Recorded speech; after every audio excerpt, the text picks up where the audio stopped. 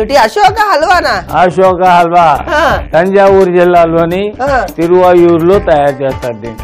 అసలు తిరువాయూరు అంటే తెలుసా? ఈనాటికి త్యాగరాజ స్వామి కీర్తనలు అందరూ పాడుకుంటున్నారు అంటే ఆ రోజుల్లో పాడేవాడిని కీర్తనలు ముందు పెట్టుకొని. ఇప్పుడు పాడకు, దయచేసి పాడకు, ఎందుకంటే నీకు స్వరమే లేదు, ఇంకా సుస్వరాలు ఎక్కడ వస్తాయి అంచేత దయచేసి నువ్వు పాడకు.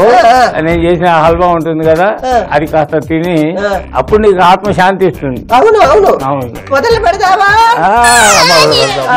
మొదలు పెడతాం తల్లి, మొదలు పెడతాం. ఇప్పుడు చేయాల్సింది ఏంటంటే ముందు పెద్ద గిన్నె తీసుకో, ఇదిగో మొయ్యగలవు కదా. అక్కడ ఉడికిన పెసరపప్పు ఉంది కుక్కర్ లో. ఉంది ఉంది ఉందా? వేసుకో, దాంట్లో వేసుకోమ్మా. మొత్తం వేసేయి.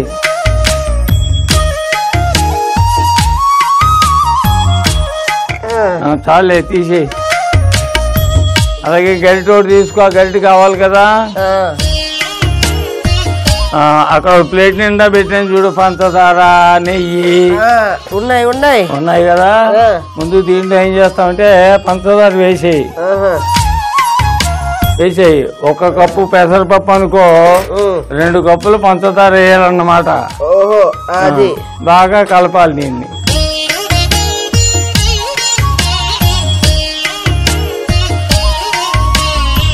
అయిపోయింది. ఇప్పుడు దీని తర్వాత పని చాలా పెద్ద పని ఉంది, అర్థమైందా? ఇంకొక గిన్నె దీన్ని పెట్టుకో, చెప్తాను. వెలిగించి దీన్ని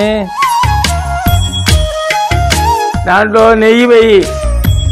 చాలు. ఇప్పుడు ఏం చేయాలంటే దీంట్లో గోధుమ పిండి ఉంది కదా, ఆ గోధుమ పిండి వేసి బాగా కొంచెం వేగనివ్వాలి. గోధుమ పిండి వేయమంటావా? వేయాలి. ఒక గరిటె తీసుకుని జాగ్రత్తగా కలుపు.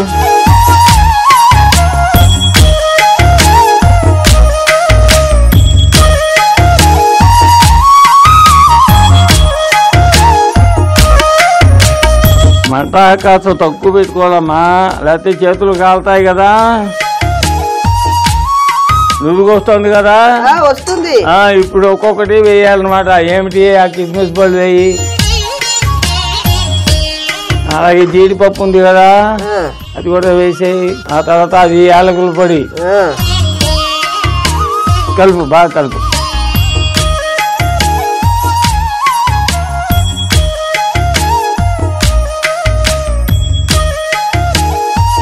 సువాసన బాగా వచ్చాక ఈ పెసరపప్పు పంచదార దాంట్లో వేయాలన్నమాట. వేద్దాం.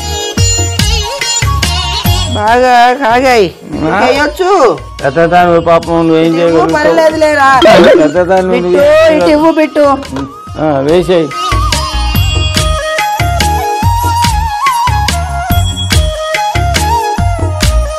బాగా కలుపు.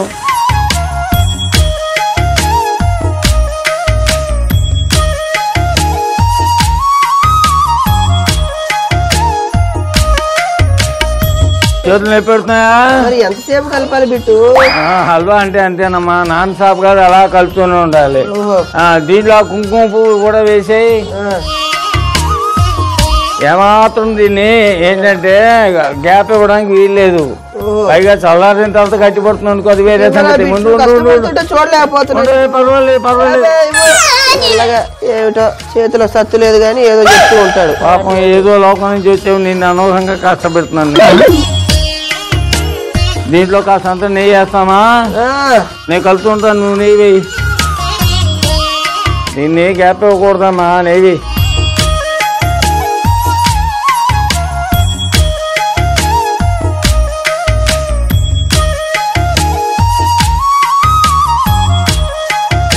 ఇంతకీ దిక్కుమాలి సన్నాసి నీకెక్కడ తగిలేడు అమ్మమ్మ? ఏమిట్రా, నేను పోయి 24 ఏళ్ళు అవుతున్నాయా? అవునవును. ఈడు పుట్టి 24 అవుతున్నాయా? నేను వాడు ఒకటే కదా, నేనే పుట్టా మళ్ళీ. అలాగా? ఇన్ని రోజులు తెలియక భ్రమపడ్డావు నువ్వు బిట్టు. ఏమిటో నాకు ఇంకా సర్వీస్ చేయాలనే ఉద్దేశంతో మళ్ళీ జన్మెత్తావు అనమాట. ఎంత ఆనందంగా ఉంది అమ్మమ్మ. నీలాంటి తల్లి ఒక తుంటే చాలు కదా. అవును కదా, చాలా సంతోషం. నీ గురించే వచ్చే. నా గురించే వచ్చావు కదా, అందుకే నీ కోసం హల్వా చేసి పెడుతున్నా.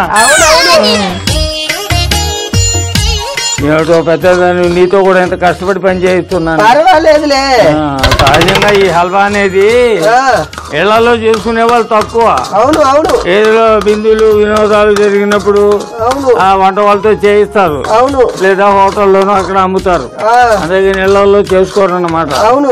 ఎందుకంటే దీనికి ఇంత శ్రమ ఉంది. చాలా కష్టపడి అలా రుద్దుతూనే ఉండాలి. స్టవ్ ఆపేస్తావా? అయిపోయిందమ్మా. అశోక హల్వా రెడీ. ఎంత కష్టపడి తయారు చేసేవి. అవునిటి. జాగ్రత్తగా తీసావా? అవిగా బూర్లు ముగ్గురు మీద పెట్టు. అది